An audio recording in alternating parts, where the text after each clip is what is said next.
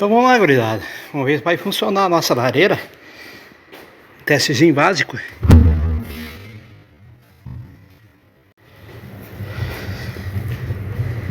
Só para tirar a dúvida. Quebrar o caruncho, né, gurizada? Lembrando que ela não está pronta não, né? Isso aqui é um teste para me ver se ela vai puxar, como é que ela vai se comportar. Mas, por que eu tô vendo, já funcionou. Lembrando que aqui, ó, tá tudo aberto.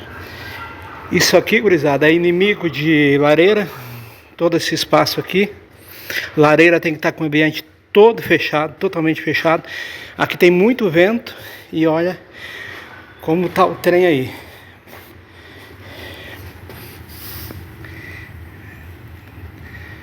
Vai ficar top.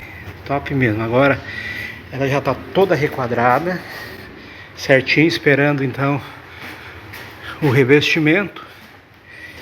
Agora o que que eu faço? Vou fazer o refratário aí dentro e colocar o sal. Puxando legal. Vou aproximar para vocês dar uma olhadinha.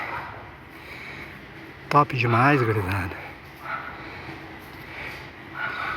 Show de bola. Esse é um processo muito importante para que a gente observe se funciona.